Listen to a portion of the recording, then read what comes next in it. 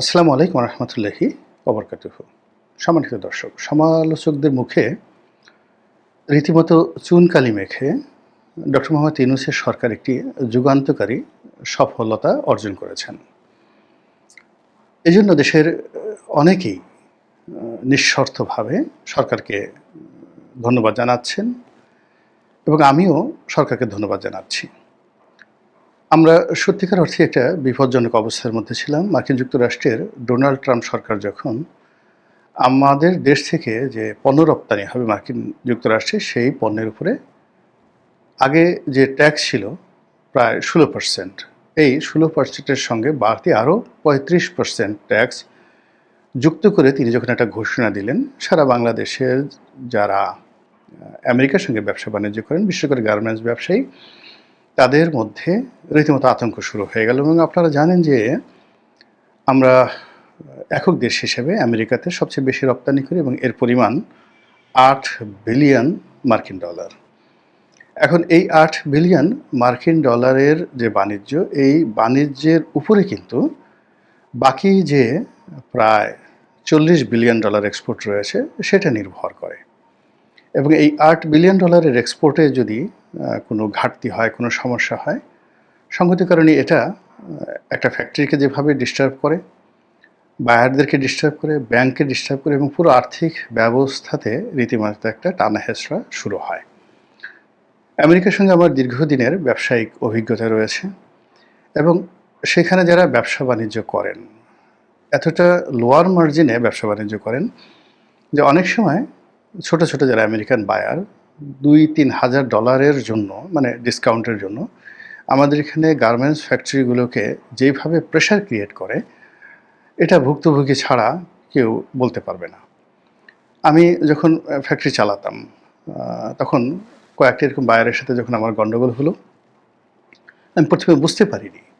পরে যেটা দেখলাম যে এখানে বায়ার, আল্টিমেট বায়ার, তারপরে আবার আরেকটা আল্টিমেট বায়ার থাকে। অর্থাৎ যে মানুষের কাছে আমি বিক্রি করছি, আমেরিকান একটা বায়ার, ও হয়তো তার একটা এজেন্টের মাধ্যমে বাংলাদেশ থেকে কিনছে, আবার সেই মালটা সে আরেকটা এজেন্টের কাছে বিক্রি করছে, আরেকটা এজেন্ট আবার দেখা গেল একটা স্টোর বা ওয়্যার হাউসের কাছে বিক্রি করছে, ওয়্যার হাউস আবার একটা রিটেইলারের কাছে বিক্রি করছে। তো কাজেই ওয়ালমার্টের বা জেসি পেনির মতো বায়ার, তাদের যে শোরুমে একটা মাল ওঠার আগে অন্ততপক্ষে 8 থেকে 10 হাতে এটা যাকে বলা হয় এটা ঘুরতে থাকে। এমনকি যে অর্ডারগুলো ওয়ালমার্টে সরাসরি, এটাও কম করে হলেও 3 থেকে 4 হাত ঘুরে।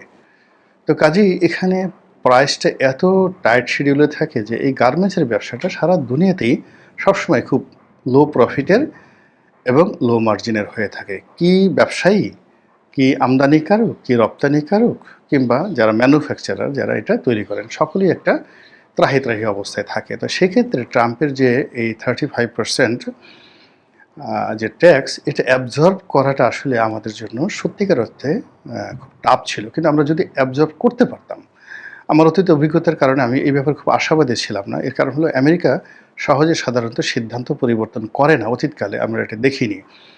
কিন্তু ট্রাম্প যেটা হচ্ছে কি, এ হলো একেবারে সব সম্ভবের দেশ। বাংলাদেশ যেভাবে এরশাদ সাহেব চালিয়েছেন, শেখ হাসিনা যেভাবে চালিয়েছেন, ঠিক একই কায়দায় এখন তিনি আমেরিকা চালাচ্ছেন। তার কথায় হাসতে হবে, তার কথায় কাঁদতে হবে। এবং এখন তিনি যেভাবে শুল্ক আরোপ করছেন, আবার মুহূর্তের মধ্যে সেই শুল্ক রহিত করে দিচ্ছেন একটা দেশের উপরে, যেমন সিরিয়ার উপরে যে অবরোধ ছিল, সেই অবরোধ যেভাবে 1 মিনিটের মধ্যে তিনি উইথড্র করে ফেললেন, এই ঘটনা আমেরিকাতে আসলে কখনো হয়নি। এমনকি রোনাল্ড রিগানের মতো মানুষ এত দ্রুত কোনো কাজ করতে পারেনি যেটা ডোনাল্ড ট্রাম্প করছেন। তো কাজেই এখন যা কিছু হচ্ছে এটা আমাদের অতীত অভিজ্ঞতার সাথে মিলে না। আমার যে অতীত অভিজ্ঞতা, সেই অভিজ্ঞতা অনুযায়ী আমি একেবারে 99% হতাশ ছিলাম যে এখানে আমেরিকার সিদ্ধান্ত পরিবর্তন করবে না। এখানে লবিস্ট নিয়োগ করা, পরিশ্রম করা, এটা পণ্ডশ্রম। এই জন্য আমি যেহেতু জানতাম না, বুঝতাম না, এই বিষয়টা নিয়ে আমি কথা নেতিবাচক বলিনি। আমি যেটা বলেছিলাম যে আমাদের আসলে সক্ষমতা অর্জন করতে হবে এই 35% অতিরিক্ত ট্যাক্সের বোঝা নিয়েই। এই ধরনের আমি একটা ভিডিও করেছিলাম একজন ব্যবসায়ী হিসেবে। কিন্তু এই সময়টিতে যারা সরকার বিরুদ্ধ যারা লোকজন রয়েছেন, তারা ডক্টর মোহাম্মদ ইউনূসের 14 গোষ্ঠী উদ্ধার করে দিয়েছেন যে এটা করবেন, ওটা করবেন, ফেইল, এত আমেরিকান, যা বলার দরকার সব কিছু বলেছেন। বাণিজ্য উপদেষ্টা মিস্টার বশির, তাকে নিয়েও নানা রকম কথাবার্তা বলা হয়েছে। মিস্টার বশিরকে আমি চিনি, অনেক আগের থেকে চিনি। আ আমাদের মধ্যে একটা ভালো সম্পর্কও আছে। তো উনি ব্যবসায়ী হিসেবে খুব বড় ব্যবসায়ী, সফল ব্যবসায়ী এবং আকিজ গ্রুপের মধ্যে আ এখন তো অনেকগুলো ভাগ হয়ে গেছে। তো সেই ভাগাভাগির মধ্যে ইন্ডিপেন্ডেন্টলি অ্যান্ড ইন্ডিভিজুয়ালি উনি সবচেয়ে সুবিধাজনক অবস্থানে রয়েছেন। আর উনার একক ব্যবসা-বাণিজ্য যদি বাংলাদেশে সামগ্রিকভাবে তুলনা করা হয়, তাহলে যেকোনো শিল্প গ্রুপ, সেটা গার্মেন্টস হোক কিংবা অন্য বাইরে হোক, তাদের চেয়ে বেশি হবে বই কম হবে না। এমনকি বসুন্ধরার চাইতেও তাদের জনাব বশিরের যে ব্যবসায়িক ব্যাপ্তি, এটা অনেক, অনেক বেশি সাউন্ড এবং উইদাউট লোন-টোন এরকম কোনো কিছু নেই। একজন সফল ব্যবসায়ী। তো তাকে আমি একবার জিজ্ঞাসা করেছিলাম। আ তিনি হয়তো বয়সে আমাদের চেয়ে ২-৩ বছরের ছোট হবেন, এরকম আরকি। তো একবার জিজ্ঞেস করেছিলাম যে, "আপনি আপনার জীবনে যে কজন অর্থমন্ত্রীকে দেখেছেন?" এটা উনার সাথে আমার এই কথা হয়েছিল ২০১৫ সনের দিকে একটা পারিবারিক অনুষ্ঠানে। তো অনেকক্ষণ আমরা আলাপ আলোচনা করেছিলাম। তখনও রাজনীতি নিয়ে উনার কোনো ওরকম স্বপ্ন কোনো কিছুই ছিল না।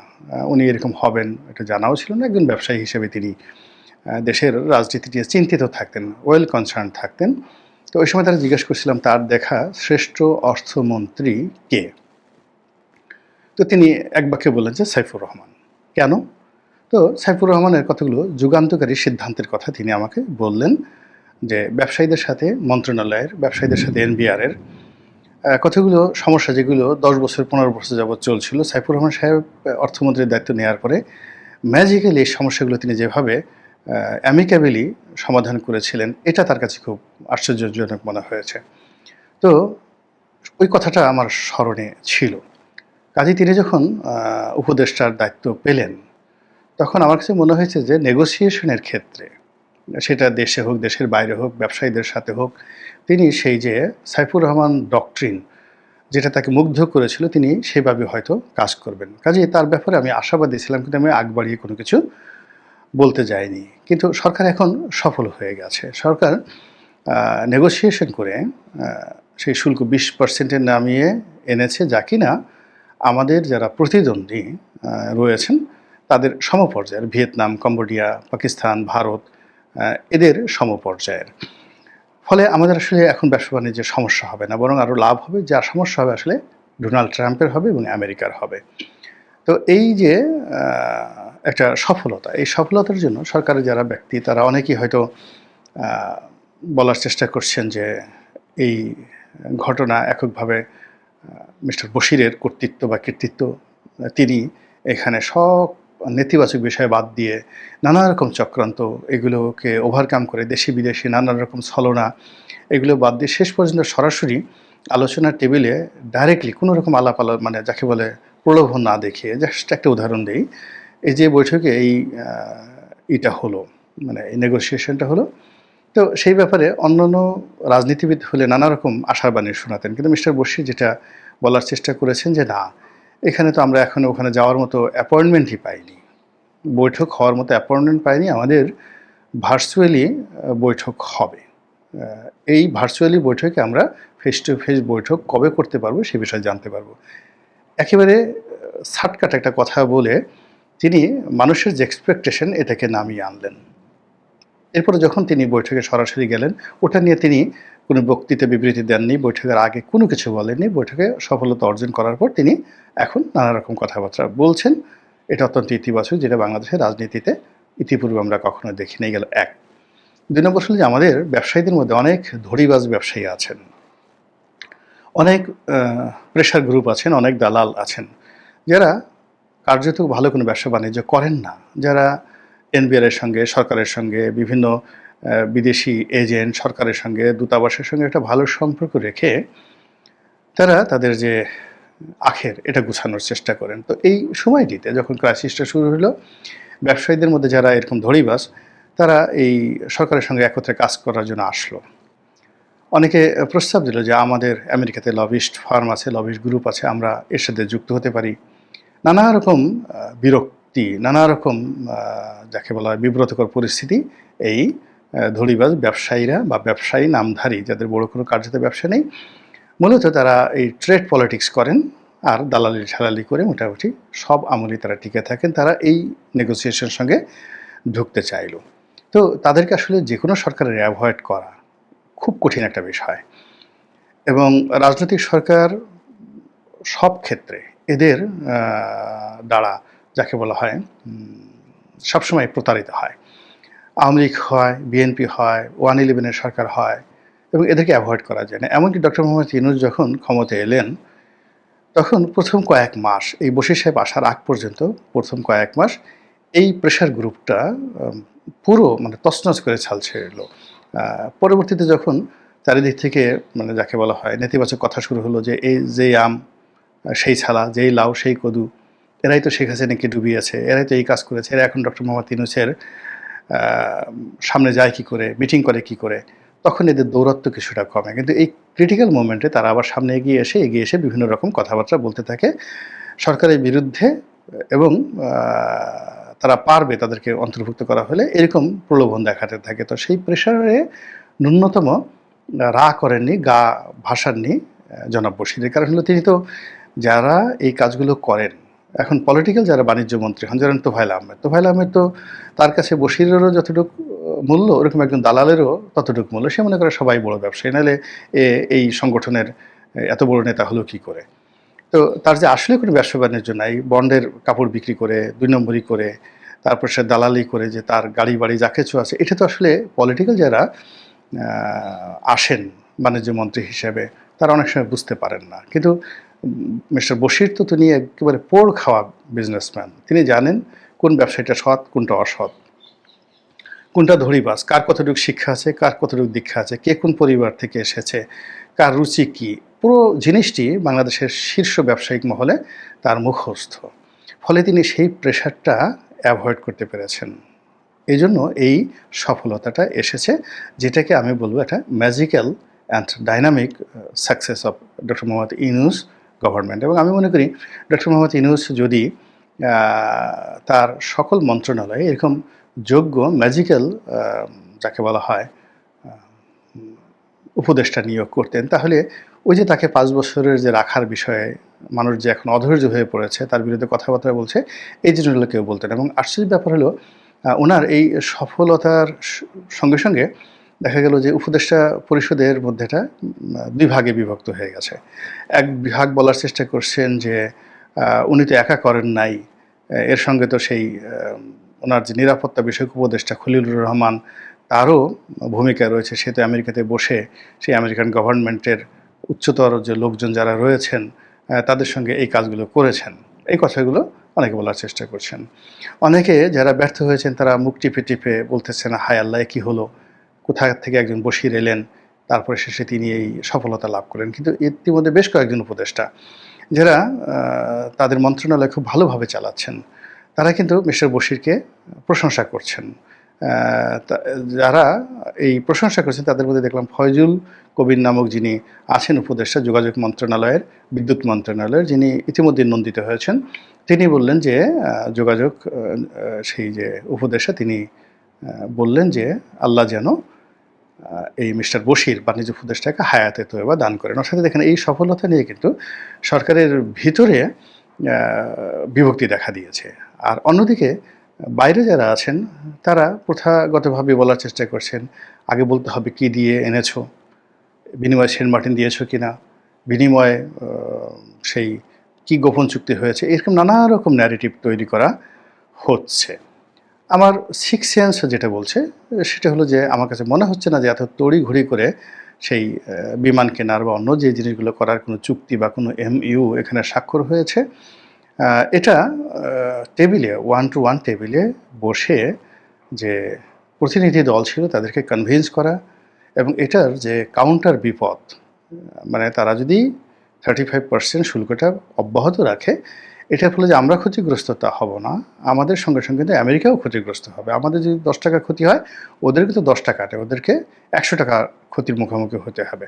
তো এই জিনিসগুলো উপস্থাপন করার জন্য যে টেকনিক্যাল নো হাউ দরকার ছিল, এখানে ইনফ্লুয়েন্সের কোনো ব্যাপার নয়। টু দি পয়েন্ট, ব্যবসা জানতে হবে, তাকে ব্যবসা জানতে হবে। এই ব্যবসা জানার জন্য টু দি পয়েন্টে আমার কাছে যেটা আন্দাজ করতে পারি, মিস্টার বশির যেভাবে বলতে পেরেছেন, এটা হয়তো যদি অপেশাদার কেউ হতেন তিনি সেটা বলতে পারতেন না। এনিওয়ে অনেক দিন পর ডক্টর মোহাম্মদ ইউনূসের সরকারের একটা সফলতা দেশবাসী দেখতে পেল।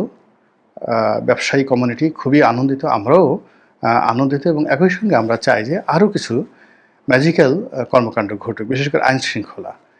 এটা নিয়ে আমরা ম্যাজিক্যাল কিছু দেখতে চাই। যদি দরকার পড়ে সেই অন্য আমেরিকা থেকে হোক, ডক্টর মোহাম্মদ ইউনূসের ফ্রান্স থেকে হোক, যদি ফ্রান্সের সাবেক কোনো প্রেসিডেন্টকে এনে বাংলাদেশের স্বরাষ্ট্র উপদেষ্টা বানালে আমাদের আইন শৃঙ্খলা ভালো হয়, আমরা সেটাই চাই। কিন্তু জনজীবনে যে দুর্বিষহ অবস্থা, মব ভায়োলেন্স, এটা আমরা চাচ্ছি না। আমাদের অর্থনৈতিক অবস্থা আরও গতি পাক, মানুষজন বিনিয়োগে এগিয়ে আসুক। এবং ইতিমধ্যে দেখলাম যে একটা বিখ্যাত কোম্পানি হান্ডা, হংকংয়ে, তারা একটা বিশাল বিনিয়োগ বাংলাদেশে করবে, 35 কোটি এরকম, মানে 35 কোটি মার্কিন dollar. It's a huge investment তারা বাংলাদেশে করবে এবং এখানে প্রায় 18 থেকে 20 হাজার লোকের বা 35,000 লোকের কী জন্য দেখলাম এরকম একটা কর্মসংস্থান হবে। তো এটা প্রধান উপদেষ্টার সাথে বৈঠক করেছেন, বিডার কর্তা ব্যক্তি তারা ছিলেন। এটাও আমি ইতিবাচকভাবে দেখি। আমাদের দেশে যাই আসুক না কেন, ভালো কাজের প্রশংসা আমাদের করা উচিত। আবার একইভাবে যে মন্দ কাজগুলো ডক্টর মোহাম্মদ ইউনূস করেছেন বা করে চলেছেন সেইগুলো আমরা সমালোচনা করব, আলোচনা করব।